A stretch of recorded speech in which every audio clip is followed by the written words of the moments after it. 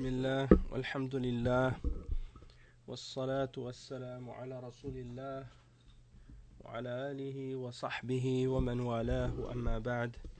On commence donc aujourd'hui le cours numéro 8 dans l'explication du livre de Cheikh Rabi' bin Hadi al-Madkhali hafizahullah ta'ala qui s'intitule Bahjatul Qari بفوائد منهجية ودروس تربوية من كتاب الاعتصام بالكتاب والسنة من صحيح البخاري. Donc on est arrivé aujourd'hui au hadith numéro 8 dans le livre. Et comme j'explique à chaque fois, le hadith numéro 8, c'est pas nécessairement le hadith numéro 8 dans le chapitre de Sahih al-Bukhari de ce chapitre-là, puisque Cheikh Rabi' hafizahullah, il a seulement choisi certains hadiths dans le chapitre pour commenter. Il n'a pas expliqué ou commenté tous les hadiths qui sont dans le chapitre. Naam. Donc, d'ailleurs, le livre il est presque fini. Il n'y a pas beaucoup de, en tout dans le livre. Le cheikh il a commenté 12 hadiths seulement. Donc, on est au hadith numéro 8 maintenant. Donc, le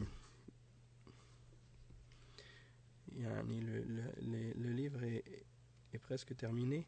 À la fin, il y a une section de questions et réponses. Et il y a des questions qui sont assez intéressantes. Donc, on pourra probablement en profiter et puis lire les réponses aux différentes questions qui ont été posées, Inch'Allah. Tayyib. Donc on commence, Inch'Allah.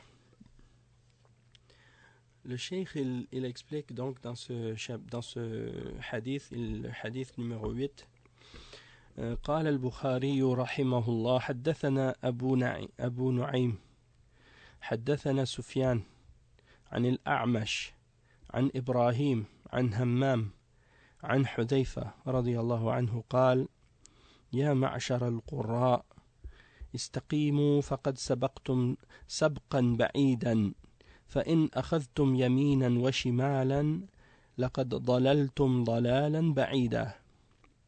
Donc ici l'imam al-Bukhari il rapporte ce hadith selon Abu Nu'aym, selon Sufyan, selon Al-A'mash, selon Ibrahim, selon Hammam, selon Hudhayfa, radiyallahu anhu, qui dit ô assemblée de récitateurs. Et ici, il fait allusion à ceux qu'on appelle, ou à ceux qu'ils appelaient à l'époque du prophète, sallallahu alayhi wa sallam, Al-Qurra. Et Al-Qurra, c'était les savants. C'était les savants à l'époque, parce que c'était ceux qui avaient lu le Coran, qui l'avaient mémorisé, qui l'avaient étudié. Donc c'était les savants parmi les Sahaba, on les désignait par cette appellation-là. On les appelait Al-Qurra. Et donc ici, Hudhayfa, radiyallahu anhu, donc ça c'est pas un hadith du prophète sallallahu alayhi wa sallam, c'est une parole de Hudhayfa, le compagnon du prophète sallallahu alayhi wa sallam, qui dit ô assemblée de savants, assemblée de savants parmi les gens qui ont étudié le Coran. Il dit soyez fermes et accrochez-vous et cramponnez-vous à la vérité et restez sur la sunna, parce que vous avez devancé les autres d'un avance très loin. Vous avez devancé les autres d'un avancement très lointain. Vous les avez devancés de loin. Alors, si vous prenez à gauche ou à droite, eh bien, ça veut dire que vous vous égarez d'un égarement très loin également. Et donc, c'est comme on dit parfois, si on va très très vite et qu'on dépasse tout le monde et qu'on avance sur un chemin et qu'on se trompe dans ce chemin-là, on prend la mauvaise sortie et qu'on avance, eh bien, si par exemple, après s'être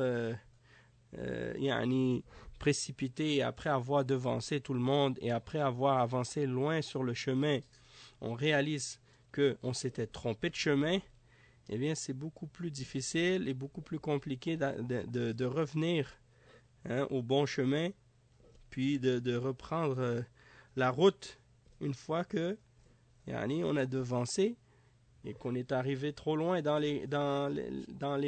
l'égarement et dans le mauvais chemin.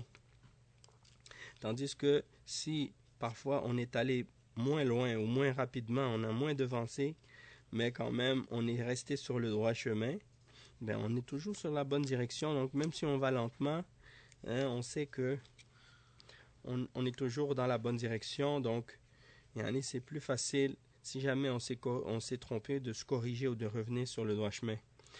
Bon, on va lire qu'est-ce que Cheikh Rabi' il a expliqué par rapport à ce hadith-là. Il dit Abu Nu'aym huwa al-Fadl ibn Dukayn ou Dakin. Et il dit wa Sufyan huwa al-Thawri, yani Sufyan al-Thawri.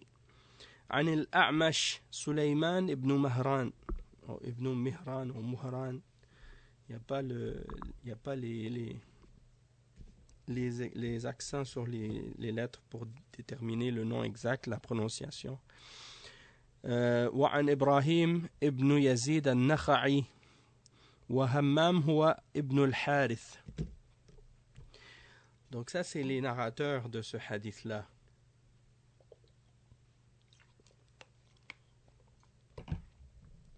Et ils ont rapporté cette parole de Hudayfa qui dit Ya ma'shar al-qurra. Et Cheikh Rabi' il dit al-qurra huna hum al-ulama al-ubbad alladhina yafqahuna kitab Allah wa sunnata rasulih alayhi salatu wassalam. Donc il dit ici, Hudayfa il dit ô assemblée de savants. Il dit al-qurra, ce sont les adorateurs, les savants, les ulama et les adorateurs qui ont la compréhension du livre d'Allah et la sunna du messager et de la sunna du messager sallallahu alayhi wa sallam. Et donc Hudayfa il dit istaqimu faqad sabaqtum sabqan ba'idan المتسابقون في الحبلة فيهم السابق وفيهم اللاحق فالسابق هو الذي يصل إلى الشأو والغاية قبل غيره فإذا استقمتم وصلتم إلى الغاية المطلوبة ومعنى سبقا بعيدا أي واسعا. Donc le cheikh il explique ici que Hudayfa il dit restez sur la droiture, restez droite, restez sur, cramponnez-vous sur la vérité, restez ferme. Attendez un instant.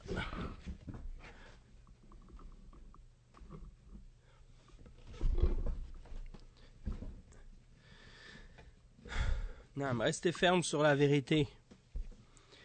Il dit, et donc il dit sur la route, lorsque des gens sont sur un chemin, il y a ceux qui sont en avant et qui prennent les devants, et il y en a d'autres qui suivent. Et donc celui qui est en avant, il arrive à l'objectif et au but avant les autres. Donc si la personne est restée droite, eh bien si les gens sont restés droites sur le chemin, ils vont arriver au but qui est voulu et qui est recherché. Et quand Hudayfa dit sabqan ba'idan, c'est-à-dire vous avez devancé d'un devancement qui est très long, qui est très large, très loin. D'accord? Donc ça c'est l'explication ici. Après il dit فَإِنْ أَخَذْتُمْ يَمِينًا وَشِمَالًا إِذَا أَخَذْتُمْ الجوانب والطرق هنا وهناك واتبعتم كل ناعق لقد ضللتم ضلالا بعيدا. وهذا المثل أخذه حذيفة رضي الله عنه من قول الله تبارك وتعالى وأن هذا صراطي مستقيما فاتبعوه ولا تتبعوا السبل فتفرق بكم عن سبيله ذلكم وصاكم به لعلكم تتقون. فهو يدعوهم إلى الاستقامة على كتاب الله وعلى سنة رسوله، على سنة رسول الله صلى الله عليه وسلم، والعمل بما فيهما وامتثال أوامرهما واجتناب نواهيهما، فإذا فعلوا ذلك سبقوا سبقا بعيدا لا يلحقون فيه. Donc ici le cheikh il dit ensuite que Hudayfa a dit, et si vous prenez à gauche, ou si vous prenez à gauche et à droite, c'est-à-dire vous commencez à prendre les côtés des chemins et les petits sentiers, ici et là, eh bien vous allez vous égarer, d'un égarement lointain. Si vous commencez à suivre toute personne qui appelle à n'importe quoi, eh bien, c'est ce qui va vous arriver, vous allez vous égarer d'un égarement lointain, puisque justement, vous avez devancé tout le monde. Donc il dit, et cet exemple, Hudayfa l'a pris de quoi? Il l'a pris de la parole d'Allah dans le Coran, lorsque Allah subhanahu wa ta'ala dit dans le verset 153 dans Surat Al-An'am, ce qui signifie: et voici mon chemin droit dans toute sa rectitude, alors suivez-le, et ne suivez pas les petits sentiers qui vous diviseront de son chemin. Voilà à quoi il vous enjoint, si vous souhaitez la piété, ou si vous souhaitez avoir taqwa, et ou bien pour que vous puissiez avoir la piété ou la taqwa. Et donc il dit, donc il les appelle à rester sur la droiture du chemin, c'est-à-dire de rester ferme et de s'accrocher au livre d'Allah et à la sunna du messager sallallahu alayhi wa sallam, et d'agir selon les règles qu'il y a dans ces deux sources de la religion, et de mettre en pratique les ordres qu'il y a dedans, et de s'écarter des interdictions qui sont mentionnées dedans. Et une fois qu'ils auront respecté cela, eh bien, ils auront devancé tout le monde d'une avance que personne ne pourra jamais rattraper. Et il dit: وَقَدْ حَصَلَ هَذَا السَّبْقِ لِأَصْحَابِ مُحَمَّدٍ صلى الله عليه وسلم ولا يلحقون في هذا السبق لأنهم عاصروا عهد نزول القرآن وعاصروا هذا النبي وشاهدوه وشهدوا نزول الوحي عليه الصلاة عليه وشهدوا نزول الوحي عليه صلى الله عليه وسلم فيعلمون ويعملون، وكانوا يتعلمون القرآن 10 آيات لا يتجاوزونها إلى غيرها إلا إذا حفظوا 10 آيات الأول وفقهوها وعملوا بما فيها فتعلموا العلم والعمل رضي الله عنهم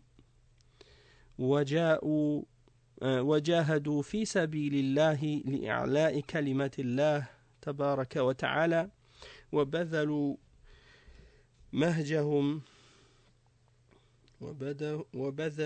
مهجهم وأموالهم في سبيل الله فهم لا يلحقون.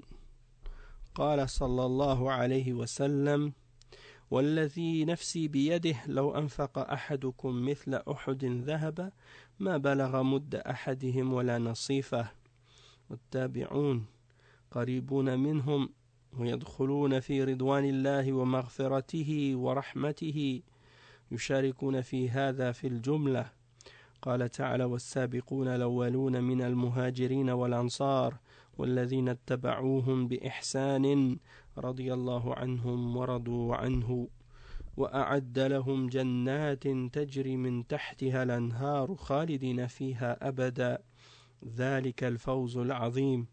فنحن علينا أن نتبعهم بإحسان فنكون على ما كانوا عليه من الثبات على كتاب الله وسنة رسوله صلى الله عليه وسلم والاستقامة عليهما وامتثال ما فيهما من الأوامر واجتناب ما فيهما من النواهي وتصديق ما فيهما من الأخبار والإيمان بما فيهما من الوعد والوعيد وتحليل ما أحله كتاب الله وسنة رسوله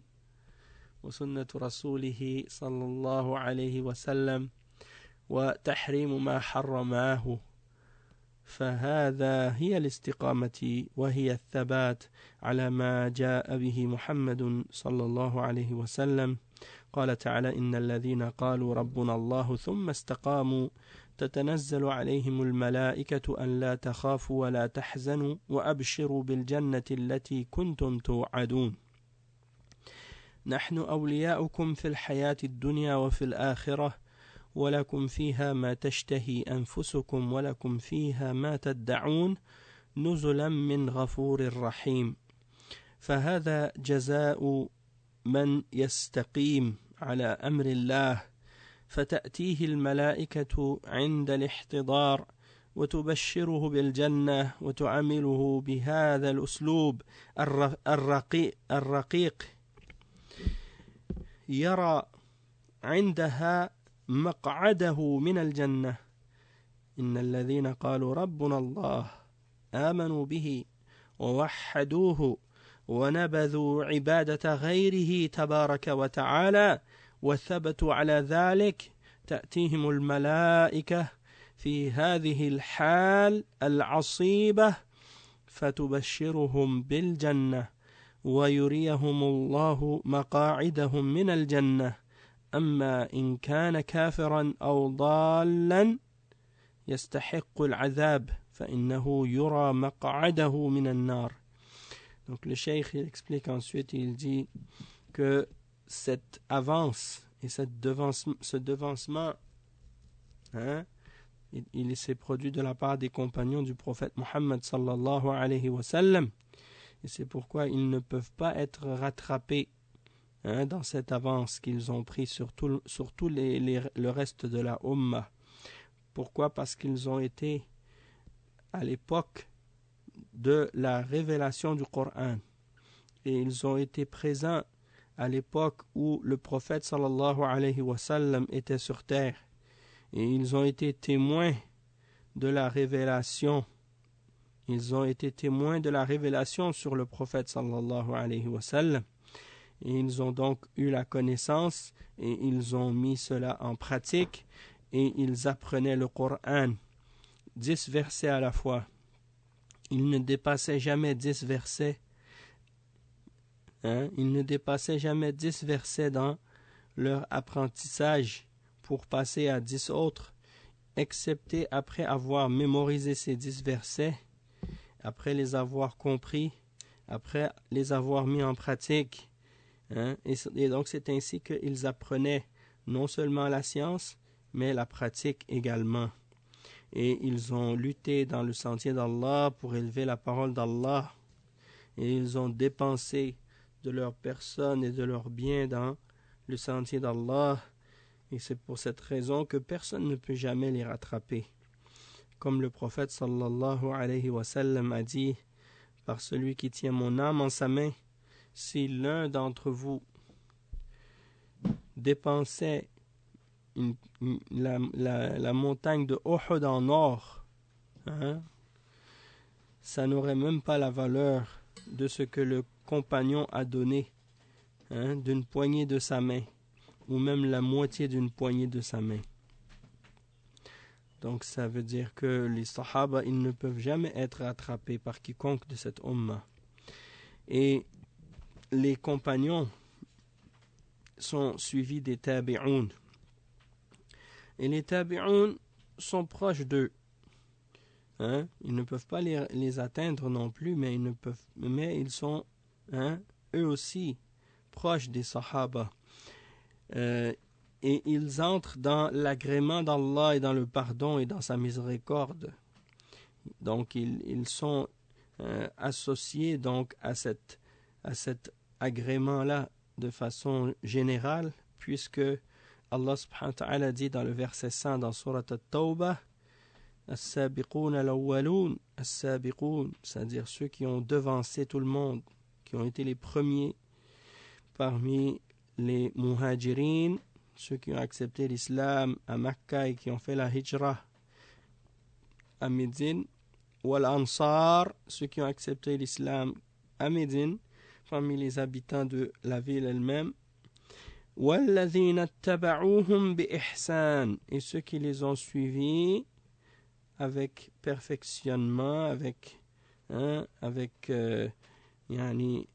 ihsan, c'est-à-dire de la meilleure façon.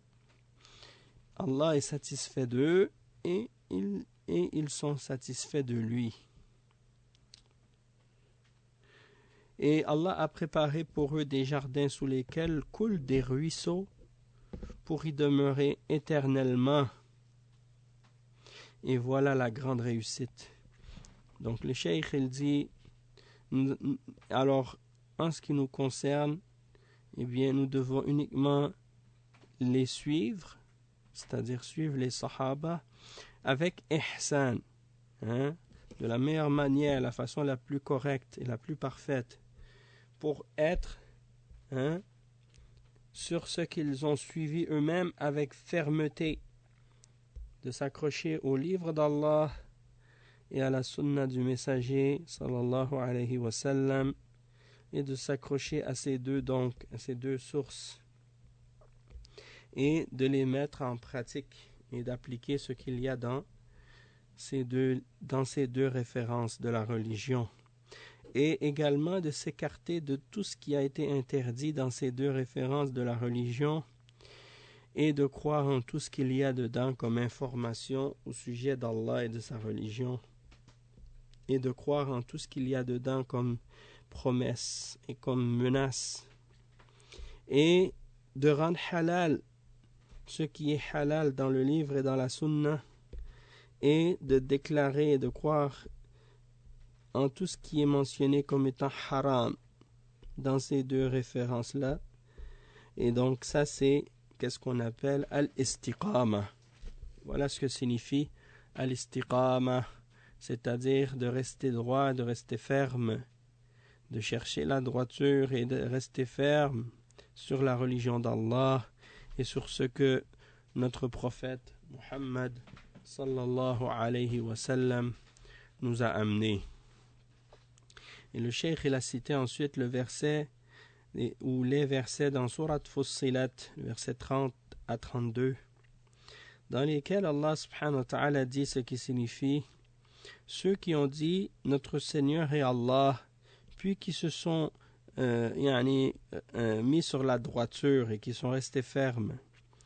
Les anges descendent sur eux au moment de leur mort et ils leur disent de ne pas avoir peur et de ne pas s'attrister, et ils leur annoncent la bonne nouvelle d'un paradis qui leur avait été promis.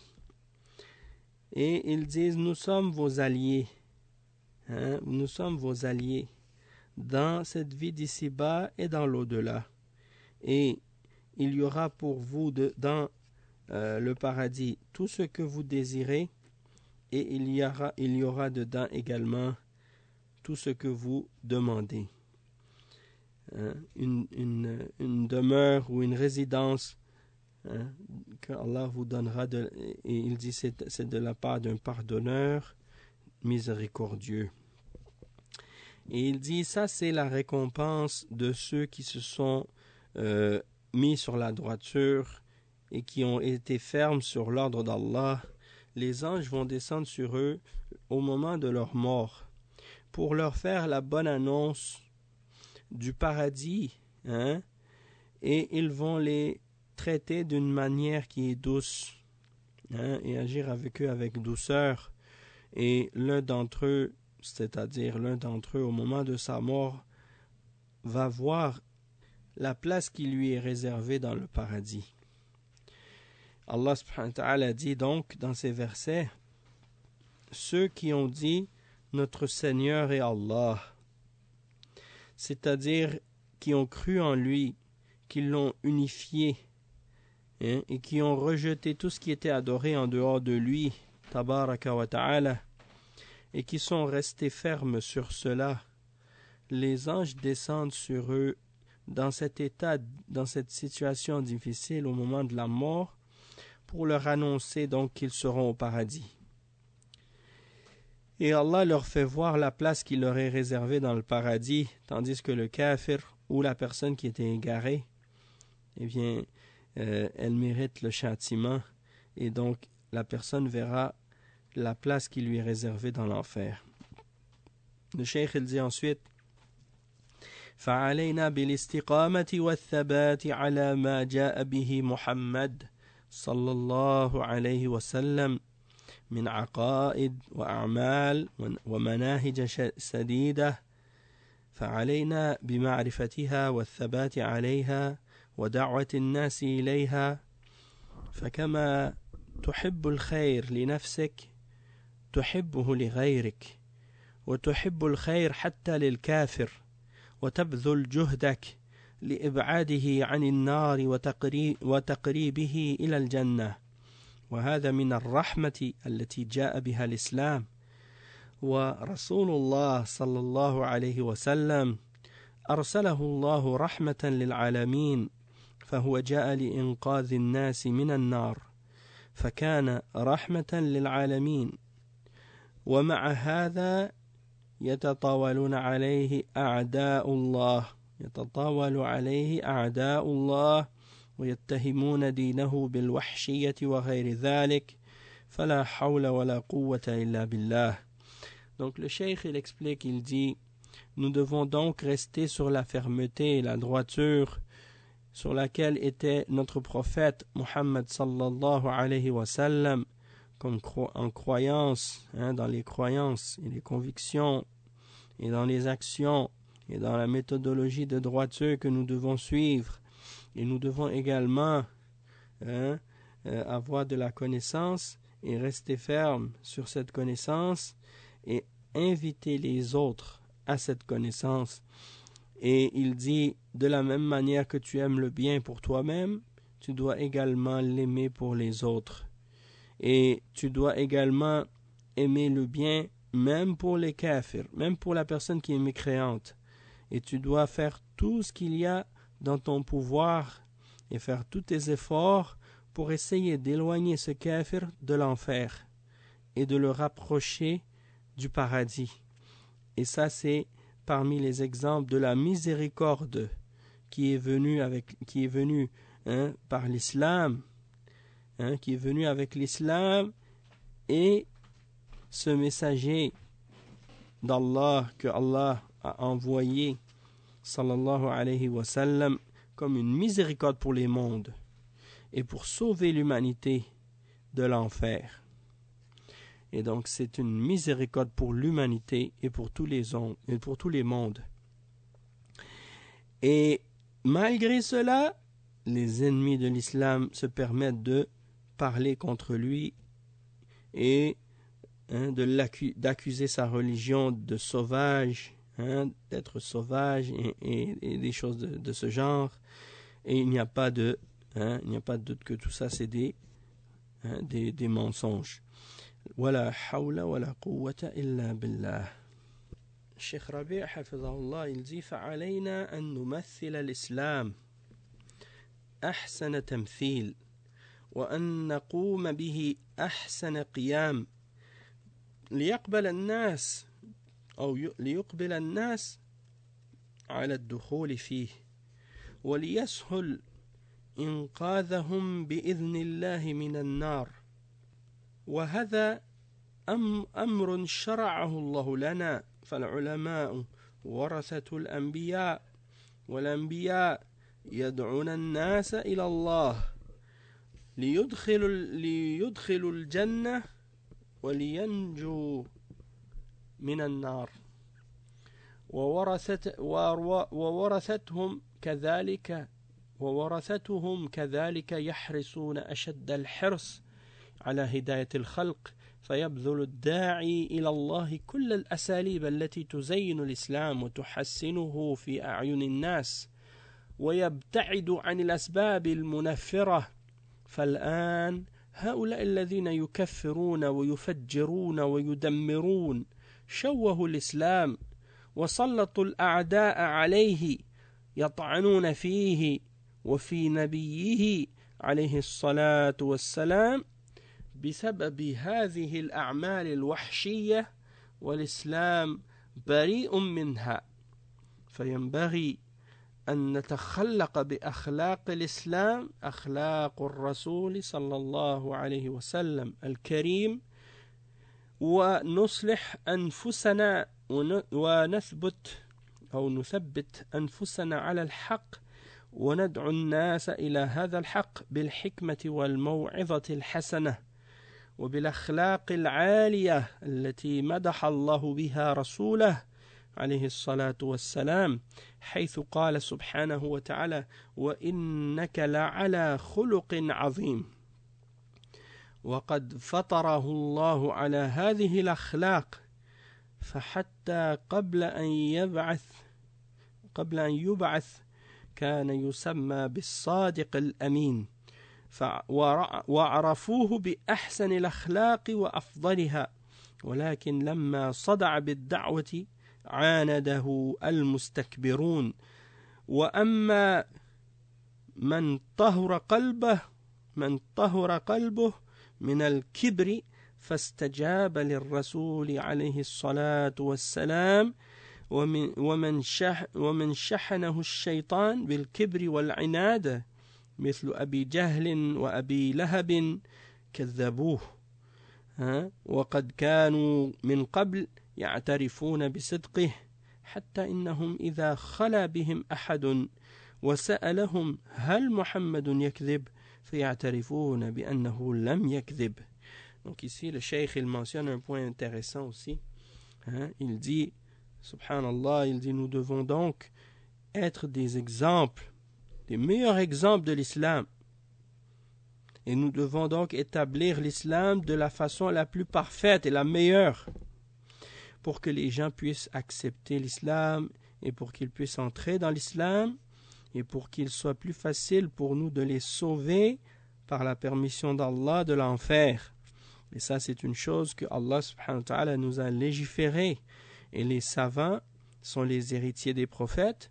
Et par conséquent, les prophètes, eux, ils invitent les gens à Allah, tabaraka wa ta'ala, et donc ils les appellent à entrer au paradis pour qu'ils puissent être sauvés de l'enfer. Et les héritiers des prophètes, eh bien, eux aussi, ils essaient avec beaucoup d'ardeur et beaucoup d'efforts pour essayer le maximum et le plus qu'ils peuvent de faire en sorte que les hommes soient guidés et que les êtres humains soient guidés à la vérité. Et donc, ils dépensent tout ce qu'ils peuvent. Et la personne qui invite à Allah, elle fait tout ce qui est en sa capacité pour essayer de faire en sorte d'embellir l'islam par tous les moyens licites et permis en islam, et d'enjoliver l'islam aux yeux des gens, et de s'écarter de toutes les causes qui pourraient faire éloigner les gens ou faire fuir les gens de l'islam. Donc, l'islam, il est en lui-même, comme le cheikh il le dit ici, l'islam en lui-même, il est beau. C'est la religion d'Allah, elle est belle. Mais des fois, quelqu'un, s'il n'utilise pas les bonnes méthodes et la bonne façon de présenter l'islam, il peut y arriver que certaines personnes, justement, soient des causes pour faire fuir les autres de la vérité et les éloigner de l'islam. Donc il faut faire attention. Et le cheikh il dit à propos de ça, par exemple, qu'aujourd'hui tu vois les gens, par exemple, ceux qui font le takfir, ils déclarent mécréants les musulmans, les dirigeants, les ulama, les musulmans en général, et qui font des attaques et des attentats, et qui détruisent, ils font de la destruction et ainsi de suite. les terroristes, ils salissent l'image de l'islam. Et ils permettent par la suite, à cause de ça, à ce que les kuffars et les ennemis de l'islam, justement, utilisent ces actes-là comme un prétexte, justement pour prendre le dessus sur les musulmans et pour écraser l'islam et pour écraser les musulmans, et donc pour insulter et critiquer l'islam, les musulmans et le prophète sallallahu alayhi wa sallam, à cause de ces actes sauvages que ces gens-là posent. Et l'islam est innocent de ce qu'ils font. Donc il est important pour nous d'adopter le comportement de noblesse qui est enseigné par l'islam, le comportement du messager d'Allah sallallahu alayhi wa sallam, et de nous réformer, de nous réformer nous-mêmes pour nous accrocher fermement sur la vérité et inviter les gens vers la vérité et vers l'islam avec sagesse, avec la belle exhortation, avec les comportements nobles et élevés que Allah subhanahu wa ta'ala a glorifié chez son messager alayhi salatu wassalam, lorsqu'il lui a dit: et certes tu es sur un comportement et des manières qui sont immenses et grandes, et donc c'était pour montrer à quel point il avait un comportement noble, un comportement méritoire et noble, et les meilleures manières. Et donc Allah subhanahu wa ta'ala l'avait créé ainsi, sur les bons comportements et sur cette morale, ce comportement moral et cette éthique et ces valeurs inégalées dans leur perfection et dans leur noblesse, jusqu'à ce qu'il soit envoyé comme messager. Et même avant cela, il était appelé par ses contemporains et par son peuple As-Sadiqul Amin, c'est-à-dire le véridique, celui qui est honnête et fiable. Ça, c'était son surnom. Celui qui est véridique, il ne ment jamais. Al-Amin, il est fiable et honnête, on peut lui faire confiance. Ça, c'était son surnom, alayhi salatu wassalam, avant d'avoir reçu la révélation de l'islam, avant d'avoir reçu la révélation du Coran. Il était déjà connu comme ça. Les gens avaient reconnu sa noblesse de caractère et son noble comportement et ses belles manières. Il avait les meilleures manières et le meilleur des comportements, le plus noble des comportements. Et il dit, et lorsqu'il a divulgué sa da'wa et qu'il a appelé ouvertement les hommes au tawhid et à l'islam, les gens qui étaient orgueilleux et fiers se sont objectés et opposés à sa da'wa, tandis que celui qui avait un cœur pur et qui avait un cœur qui était purifié par Allah de toute forme d'orgueil, eh bien ceux-là ont répondu à son invitation, à l'invitation du messager sallallahu alayhi wa sallam, tandis que celui que le shaitan a poussé vers l'orgueil et l'obstination, obstination dans le faux, comme Abu Jahl et Abu Lahab, eux ils ont traité la vérité de mensonge et ils ont refusé d'accepter le message du messager sallallahu alayhi wa sallam, alors qu'auparavant ils étaient les premiers à reconnaître qu'il était véridique. Et même que lorsqu'ils se réunissaient entre eux, les mushrikines, comme Abu Lahab et Abu Jahl, et qu'ils discutaient entre eux, et qu'ils posaient la question: est-ce que Mohammed ment? Ils reconnaissaient les uns aux autres qu'ils ne mentaient pas. Mais c'est l'orgueil. Des fois, certains, parfois, parmi les musulmans, ils s'imaginent que si, par exemple, les kuffars, ils n'acceptent pas l'islam, c'est uniquement parce qu'ils sont ignorants. Ils disent non, les kuffars, et même il y en a parmi les musulmans certains ignorants qui qui disent non, il ne faut pas les appeler kuffar parce qu'ils sont ignorants, c'est pas leur faute. Hein? Et ils s'imaginent que quelqu'un ne peut pas être kafir excepté s'il est ignorant. Parce qu'ils disent s'il n'était pas ignorant, il ne serait pas kafir. Hein? Il accepterait l'islam. Et ça, c'est faux. La preuve, Allah subhanahu wa ta'ala, il dit dans le Coran à propos de beaucoup des kuffars et des mushrikines qu'ils étaient des gens qui avaient la connaissance. Mais des fois, quelqu'un peut avoir la connaissance de la vérité, mais à cause de l'orgueil qui est dans son cœur, il refuse de l'accepter avec connaissance. Hein? Donc ça, c'est dangereux. C'est pour ça qu'il faut faire attention à ça. Allah subhanahu wa ta'ala dit à propos des Juifs, الذين آتيناهم الكتاب يعرفونه كما يعرفون أبناءهم وإن فريقا منهم ليكتمون الحق وهم يعلمون. Donc Allah subhanahu wa ta'ala il dit ça clairement dans ce verset ici. Il dit ceux à qui nous avons donné le livre auparavant, ils le reconnaissent comme ils reconnaissent leurs propres enfants. Et une partie d'entre eux cachent la vérité alors qu'ils savent. Donc c'est pour ça que il ne faut pas penser, et c'est incorrect de penser qu'un kafir est seulement kafir si il a la connaissance, et que si, ou bien il est kafir que parce qu'il est ignorant, pardon. Il y a certains qui pensent comme ça, qu'un kafir il n'est kafir que s'il est ignorant, ou bien même certains qui disent, comme je disais tout à l'heure, qu'il ne faut pas dire qu'un kafir est kafir excepté s'il a la connaissance. Mais s'il est ignorant, il ne faut pas dire qu'il est kafir. Ce n'est pas une condition pour qu'un kafir soit kafir, qu'il ait la connaissance de la réalité de l'islam. Quelqu'un peut avoir de être dans l'ignorance et malgré tout c'est un kafir malgré tout, parce que depuis que quelqu'un n'a pas témoigné de l'islam, il n'est pas musulman, donc il est kafir par conséquent. Et Allah subhanahu wa ta'ala il dit justement à ce sujet, وَإِنْ أَحَدٌ مِّنَ الْمُشْرِكِينَ اسْتَجَارَكَ فَأَجِرْهُ حَتَّى يَسْمَعَ كَلَامَ اللَّهِ ثُمَّ أَبْلِغْهُ مَأْمَنَهُ.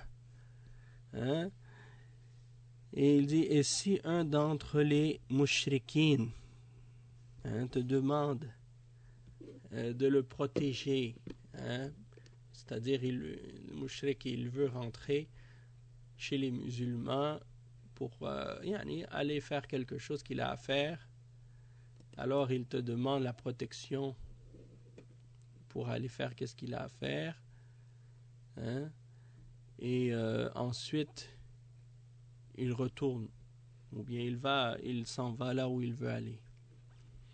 Donc Allah subhanahu wa ta'ala il dit dans Surat Tawbah, et si un d'entre les mushrikines te demande la sécurité pour passer où il veut, alors donne-lui la sécurité jusqu'à ce qu'il entende la parole d'Allah, puis ensuite amène-le à son lieu de sécurité.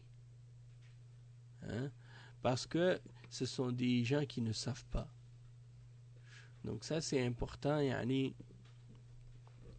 de comprendre que malgré qu'ils étaient ignorants, Allah subhanahu wa ta'ala les a appelés mushrikines dans ce verset. Et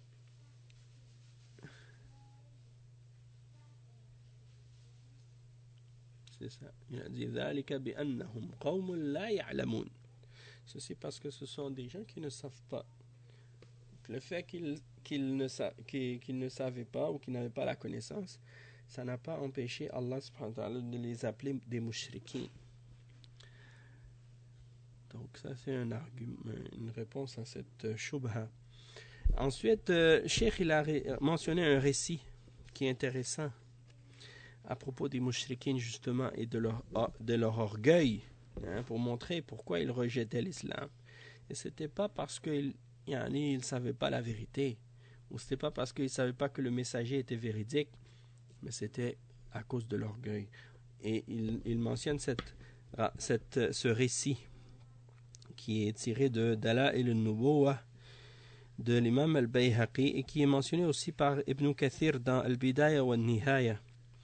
Il dit, Cheikh Rabi' il dit, حفظه قال البيهقي أخبرنا أبو عبد الله الحافظ قال حدثنا أبو العباس محمد بن يعقوب قال حدثنا أحمد بن عبد الجبار قال حدثنا يونس بن بكير وبكير عن ابن إسحاق قال حدثني الزهري قال حدثت أن أبا جهل وأبا سفيان والأخنس ابن شريق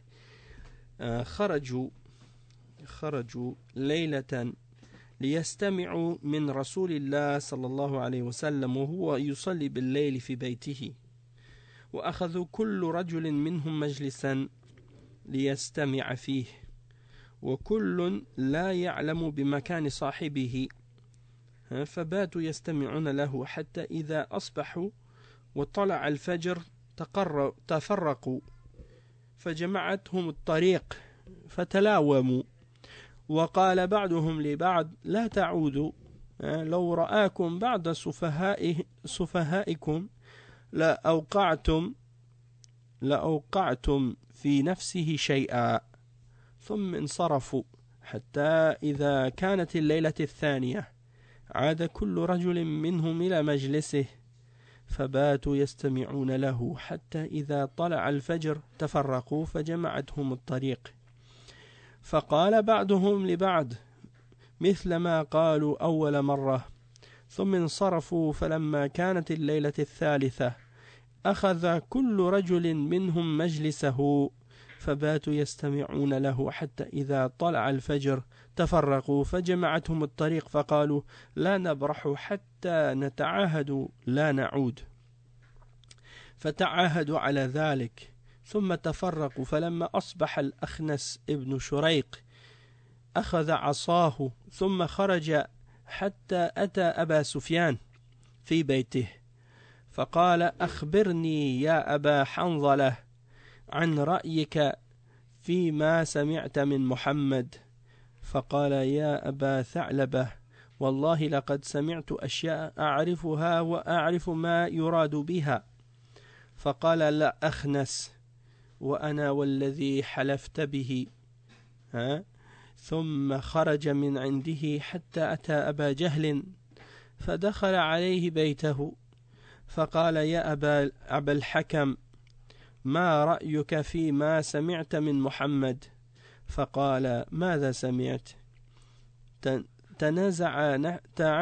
تنازعنا نحن وبنو عبد مناف الشرف يعني أطعموا فأطعمنا وحملوا فحملنا وأعطوا فأعطينا حتى إذا تجاثينا على الركب وكنا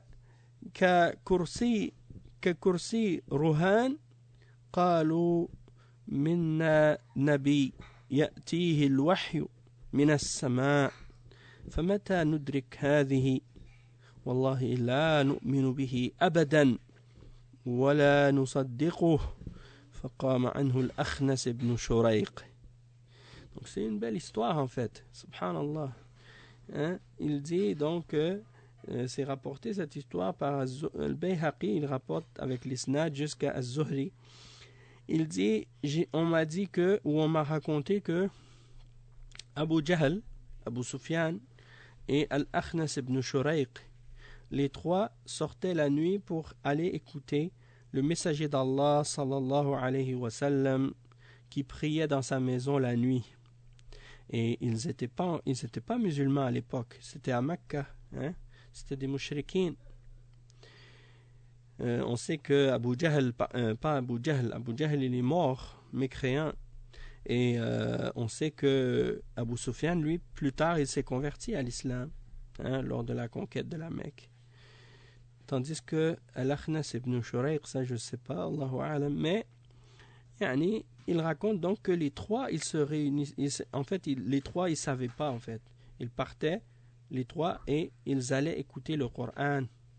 Chacun d'entre eux se plaçait à quelque part, il s'assoyait, et ils ne se voyaient pas en fait. L'un ne savait pas que l'autre était là. Il restait toute la nuit à écouter le Coran. Puis lorsque venait l'aube, ils quittaient leur place et ils se retrouvaient sur le chemin. Alors, lorsqu'ils se retrouvaient, ils se blâmaient les uns les autres. Et ils disaient l'un à l'autre, on ne revient pas, ne revenez pas. Parce que si certains faibles d'esprit parmi les gens de la Mecque vous voyaient de cette façon réunis le matin autour de la maison du prophète Mohammed sallallahu alayhi wa sallam, eh bien il aurait peut-être quelque chose en lui-même, comme un doute à votre sujet ou quelque chose comme ça. Donc ils se sont séparés en se disant l'un l'autre qu'ils n'allaient pas revenir le lendemain. Puis la nuit suivante, chacun d'entre eux revenait à la place où il était la nuit précédente et ils passaient toute la nuit à écouter jusqu'à ce que l'aube arrivait. Et puis à ce moment-là, ils se séparent, ils quittaient leur place et ils s'en retournaient chez eux et ils se retrouvaient encore une fois sur le chemin. Alors ils se disaient l'un aux autres la même chose que ce qu'ils s'étaient dit la première fois. C'est-à-dire, il fallait pas venir, c'est pas bien si on vient ici, les gens ils vont nous voir et ainsi de suite, ils vont commencer à parler. Donc, ils se sont séparés encore une fois. Et la troisième nuit, encore une fois, ils sont revenus pour écouter le Coran. Et ils ont passé toute la nuit encore une fois, chacun à sa place. Puis lorsque l'aube est arrivée, ils se sont revus encore sur le chemin. Alors ils ont dit, écoutez, on va faire le serment, et on va s'engager à ne plus jamais revenir. Alors ils ont fait le serment de ça. Puis ils se sont séparés. Alors lorsque l'aube est venue, un d'entre eux, Al-Akhnas ibn Shurayq, il a pris son bâton, puis il est sorti pour aller vers la maison de Abu Sufyan.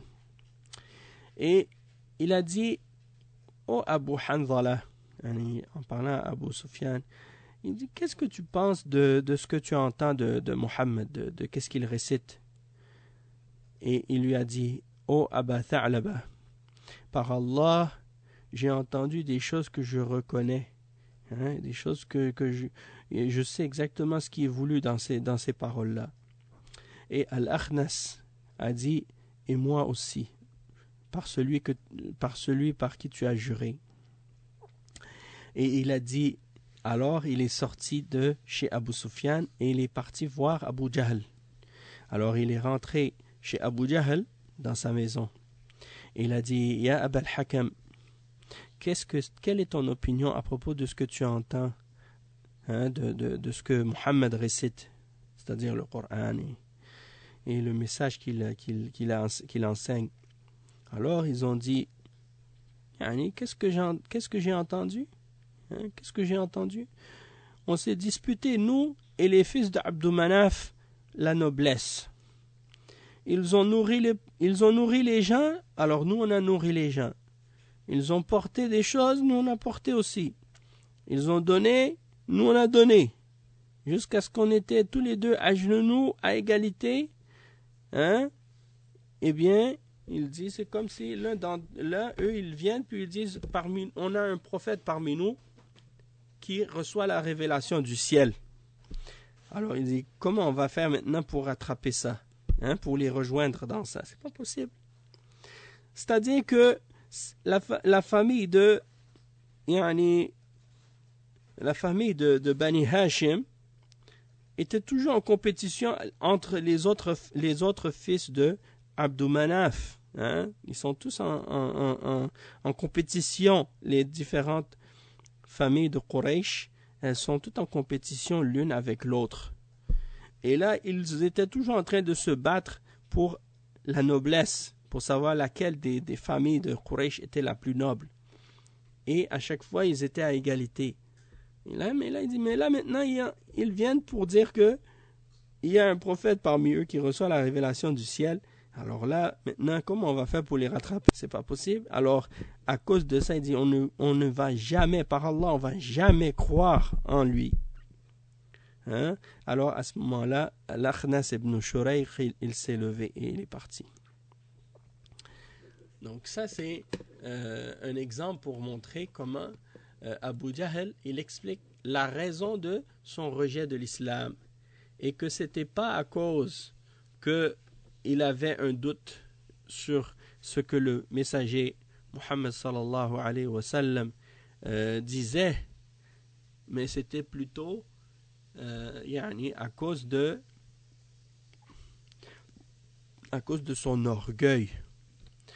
Donc Cheikh Rabi' il dit ensuite, donc le Cheikh il dit فعلينا بالأخلاق الفاضلة في الدعوة إلى الله وعلينا بالاستقامة على كتاب الله لأننا إذا دعونا الناس إلى التمسك بالإسلام فليكن لنا السبق البعيد في التمسك به فبعض الناس تناقض أفعاله أقواله يعني أو تناقض أفعاله أقواله والله يقول لهذا الصنف كبر مقتا عند الله أن تقولوا ما لا تفعلون ومن أشد الناس عذابا من يدعو الناس إلى الخير ولا يعمل به فكونوا صادقين في التعامل مع الله صادقين في تطبيق الإسلام ظاهرا وباطنا نسأل الله أن يثبتنا وإياكم على طريق الهدى وأن يرزقنا الاستقامة على دينه وأن يجنبنا الانحراف وأسبابه وأسبابه إن ربنا لسميع الدعاء. Donc le cheikh il termine donc cette explication en disant nous devons donc avoir la noblesse du comportement, le comportement d'excellence dans notre façon d'inviter les hommes à l'islam, et nous devons également nous cramponner au livre d'Allah et rester fermes sur le livre d'Allah. Et il dit parce que nous devons lorsque nous invitons les gens à l'islam, nous y accrocher. Et on doit devancer tout le monde d'une façon très large dans notre attachement à l'islam. Parce que certaines personnes, leurs actions contredisent leurs paroles. Et Allah dit à propos de cette catégorie de personnes, ce qu'il dit dans le verset 3 dans Surat As-Saff, كبر مقتا عند الله أن تقولوا ما لا تفعلون. Il dit ça c'est quelque chose qui amène une grande colère d'Allah lorsque vous dites ce que vous ne faites pas. Et donc il dit donc les gens qui auront le châtiment le plus sévère au jour de la résurrection seront les hommes qui ont appelé au bien mais qui ne le pratiquaient pas eux-mêmes. Alors soyez sincères dans votre interaction et dans votre agissement avec Allah subhanahu wa ta'ala et soyez véridiques dans votre application de l'islam, que ce soit en apparence ou intérieurement. Et il dit, et on demande à Allah subhanahu wa ta'ala de nous raffermir ainsi que vous-même sur le chemin de la guidance et qu'il nous donne la fermeté sur sa religion et qu'il nous écarte de la déviation et des causes de la déviation. Certes, notre Seigneur exauce les invocations. Donc, il termine donc ce hadith et son explication avec cette parole. On va s'arrêter ici pour aujourd'hui, Inch'Allah, et on continuera avec les autres cours, Inch'Allah, demain. Donc, juste pour vous rappeler que on aura une autre conférence tout de suite après, dans à peu près, Inch'Allah, 15-20 minutes, parce que je dois faire le Maghrib, Salat al-Maghrib. Et puis après, Inch'Allah, je vais commencer la conférence, Inch'Allah, sur la radio Al-Furqan. J'ai posté le lien déjà sur Twitter. Donc, Inch'Allah, si vous voulez, je le reposterai encore une fois pour vous rappeler, Inch'Allah. سبحانك اللهم وبحمدك أشهد أن لا إله إلا أنت استغفرك وأتوب إليك وصلى الله وسلم على نبينا محمد وعلى آله وصحبه أجمعين والسلام عليكم ورحمة الله وبركاته.